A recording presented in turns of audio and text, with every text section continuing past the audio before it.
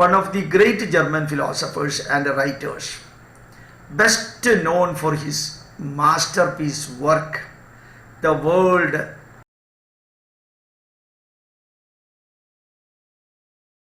He has written so many books, and his name is Arthur Schopenhauer. Arthur Schopenhauer. This is what he said. In the whole world, there is no study so beneficial and so elevating as that of the Upanishads. We are ignorant about Upanishads, and we are ignorant that we are ignorant about Upanishads. And remember that Arthur Schopenhauer said, in the whole world, not only in India or in Europe or America or England or other country, in the whole world, there is no study so beneficial and so elevating, so thrilling and so exciting as that of the Upanishads. It has been the solace of my life. Arthur Schopenhauer telling, learning Upanishad, studying Upanishad was a consolation. It's a solace for my life, he was telling, and will be the solace of my death also. Right from the day number 1 of the birth till the last day of the breath, learning Upanishad and practicing Upanishad and teaching Upanishad and writing about Upanishad was a solace in the life and death. They are the product of the highest wisdom. Our Upanishads, Indian Upanishads, you may be knowing that there are 108 Upanishads. Upanishads are classified Rigvedic Upanishad, Krishna Yajurvedic Upanishad, Shukla Yajurvedic Upanishad, Samavedic Upanishad and Atharva Vedic Upanishad. Is the best method of classifying. Rigvedic Upanishads are 10. So Krishna Yajurvedic, I think it is 32. Shukla Yajurvedic, I think 31. And Samavedic 17 and Atharva Vedic 32 or 31. Totally 108 Upanishads. The great rishis connected with these Upanishads, the respective Vedas, they wrote these Upanishads. Now this is what Arthur Schopenhauer said. When he was studying Upanishad, that was a solace for his life, consolation for his life, and smoothing the life, the peaceful experience that he was getting while he was living. And also he said that one, the same consolation he will be getting during death when these Upanishads come to the memory on the last days of his breath. Now again he said another great messages.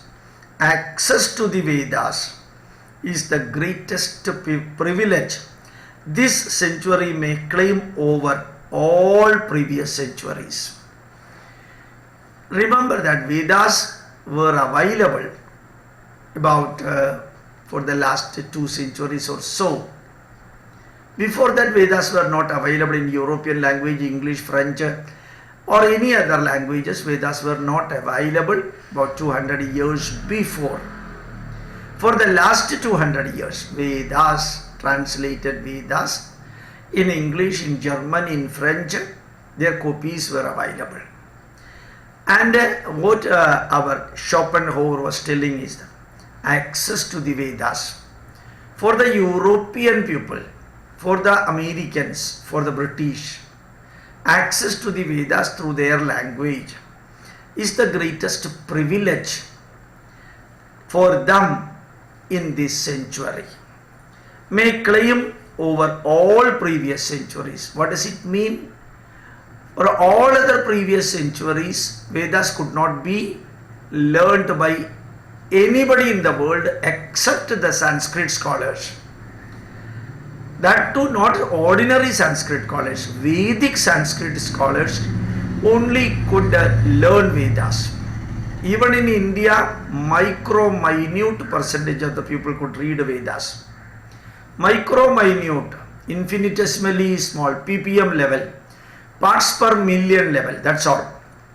But now, the last century, 19th and 20th century, the great thing was that when the Westerners, the developed country people, the scholars, the writers and the politicians and the scientists and thinkers could reach to the Vedas, because these Vedas could get translated into their language.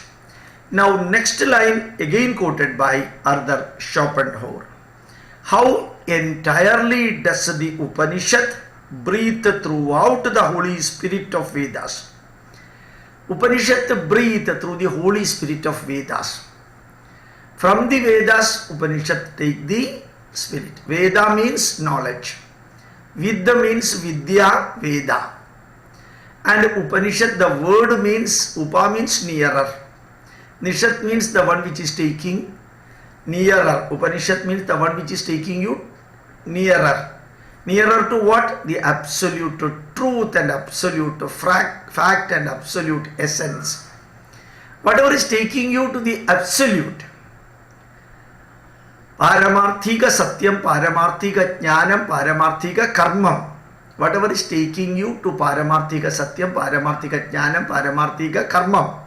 That is what is meant by Upanishad. So, how entirely does the Upanishad breathe throughout the Holy Spirit of the Vedas? How is everyone who by a diligent study of its Persian Latin has become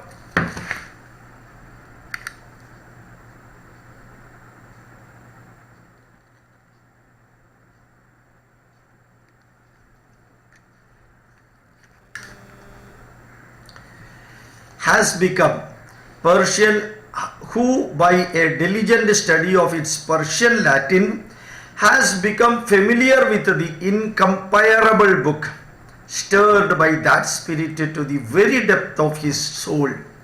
People might have learned many books, philosophies, thoughts, logical and other books in different Latin languages or other languages, European languages.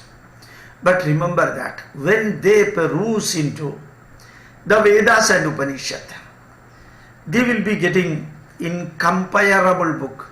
The Vedas and Upanishads cannot be compared with any book available in the European country, whether old, new or middle-aged. That will be stirring by that spirit to the depth of his soul. He will be going to the deep, in-depth learning and understanding and experiencing of Upanishad. It's not merely studying, but it is experiencing. Upanishad means experience. From Vedas, the Upanishads evolve, and through your passage to the Upanishad, you will be experiencing great consolation and a smooth experience. This is what Arthur Schopenhauer said, a great writer. And he was really inspiring Wegener, Wittgenstein, Schrödinger, Albert Einstein, Freud, Rang, Jung and Emansky. His writings were really inspirational for variety of thinkers, scholars and scientists, including Albert Einstein. And he introduced our Upanishads and Vedas to the world through European languages. And he happened to be a German philosopher. Now coming to Werner Heisenberg. You may be knowing that Heisenberg's uncertainty principle. That is also told by Patanjali. Eka samaye cha ubhayan anavadaranam. It is impossible to perceive two complementary properties at a time. This is what Heisenberg said. Heisenberg's uncertainty principle. It's impossible to perceive two complementary properties at a time. This is one of the basic principles for the quantum mechanics in physics. And about Heisenberg, one of the greatest German theoretical physicist and a Nobel laureate, Werner Heisenberg. He had the chance to meet and interact with Niels Bohr. Niels Bohr, Bohr model of atom, which has a great influence on him. A few years later, Werner Heisenberg became a lecturer in assistant to Bohr at the University of Copenhagen, where he developed his uncertainty principle, which followed the matrix formulation of quantum mechanics, leading to the discovery of the allotropic forms of hydrogen. In 1929, he visited India and had philosophical discussions with Rabindranath Tagore.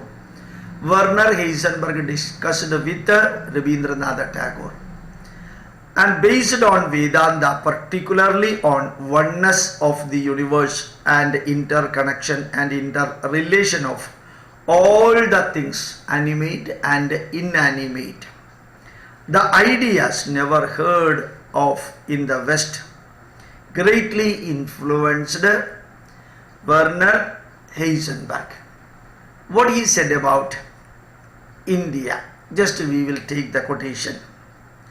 And Werner Heisenberg said, after the conversations about Indian philosophy with Tagore, Tagore means Rabindranath Tagore, some of the ideas of quantum physics that had seemed so crazy suddenly made much more sense. That was a great help for me. So how a writer, a poet like Rabindranath Tagore, who did not have much influence on physics or science, a discussion, a spiritual discussion with Rabindranath Tagore for Werner Heisenberg, gave a sense of enlightenment when he was confused about the theoretical physics, particularly quantum physics. The knowledge that he could derive when discussing with Rabindranath Tagore about again Vedanta, that created a flow of light and a movement from darkness and confusion to clarity and light.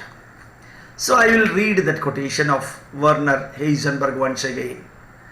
After the conversations about Indian philosophy with Rabindranath Tagore, some of the ideas of quantum physics that had seemed so crazy suddenly made much more sense. Crazy means mad. He was thinking mad about some of the ideas of quantum physics. That became more and more clear for Werner Heisenberg. That was a great help. The discussion was a great help for Werner Heisenberg.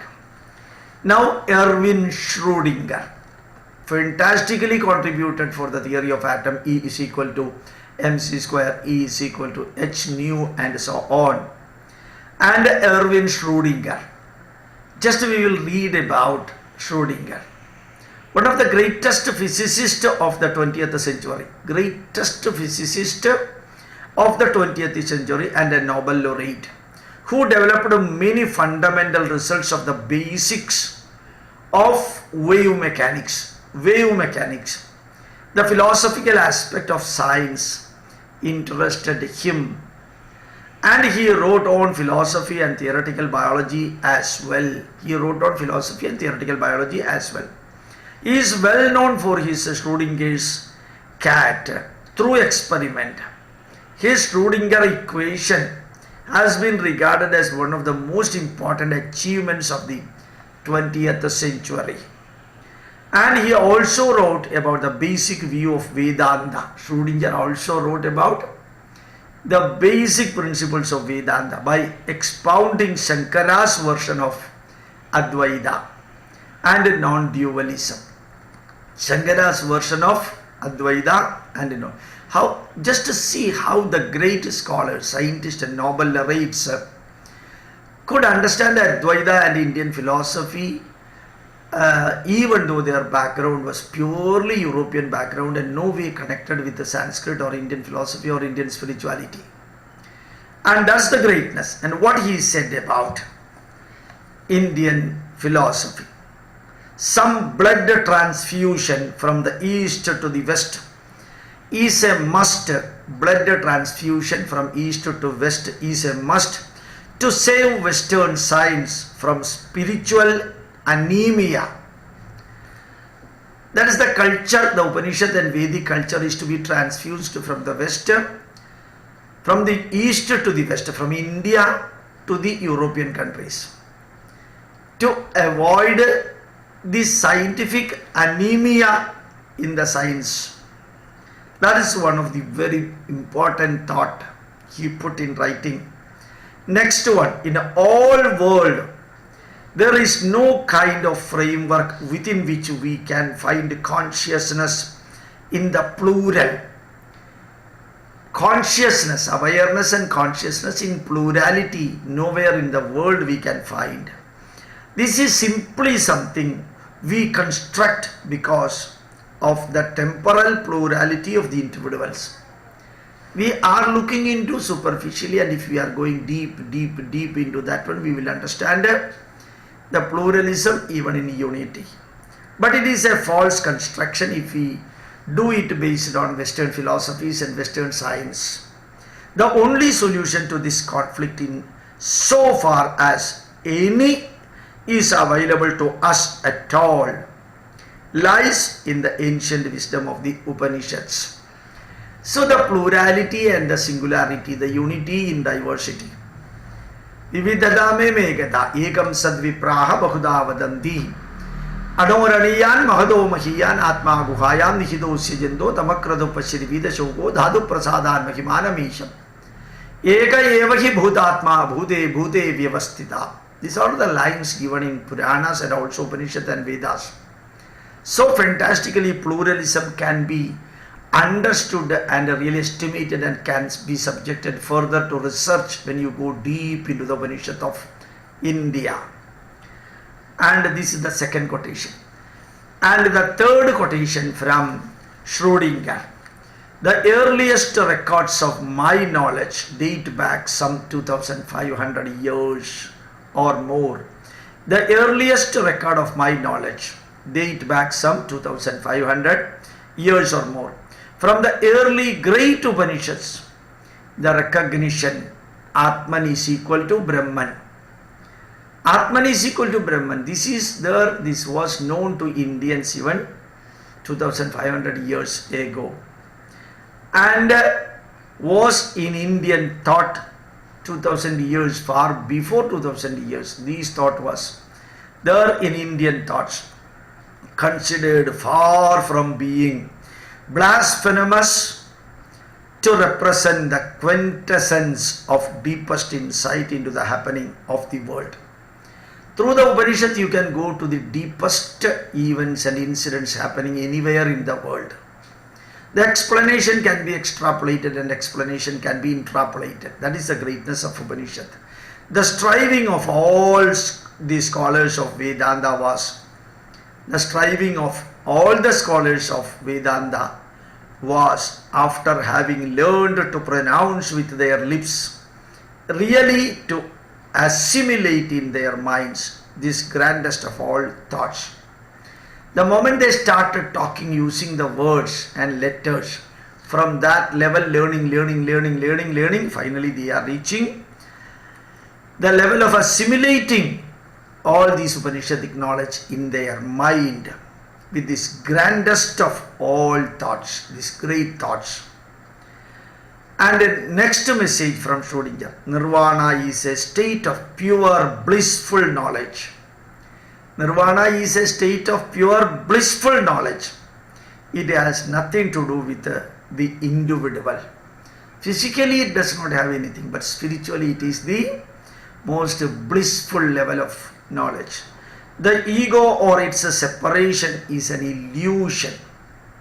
The ego or its separation is an illusion. The goal of man is to preserve his karma and to develop it further. When man dies, his karma lives and creates for itself another career. How beautifully he was telling. Remember that. Our Schrödinger passed away in 1961, nearly 60 years ago. And he is explaining Nirvana is a state of pure blissful knowledge. Just like an Indian saint, Schrödinger was explaining. It has nothing to do with the individuals. The ego or its ego means ahangaram, ahambhavam. Or its separation is an illusion. The goal of man is to preserve his karma and to develop it further. When man dies, his karma lives and creates for itself another career. Another career. The last quotation from Schrödinger. Vedanta teaches that consciousness is singular. Vedanta teaches consciousness is singular. Aham Brahmasmi. Tat Brahma Tomasi. You are also the same manifestation and manipulation of the divine power. Whatever is in me, the same thing is in you. Sarve Vayamada Param. And in every one, the same Brahman do exist. Or the same Brahman does exist. Whatever may be your choice, you can use it. All happenings are played out in one universal consciousness, and there is no multiplicity of selves. There is no multiplicity of selves. Aham Brahmasmi. It's only one. Brahma Satyam Jagat Mithya Jivo Brahmaiva Napara. What Schrödinger said, how beautifully he is telling now. We have to learn to say that I don't know. We have to learn to say that I will try to know. We have to learn to say that my ignorance will be removed by the knowledge expounded, given by people like the great scientist of Schrödinger. Thank you very much. Today's class is over.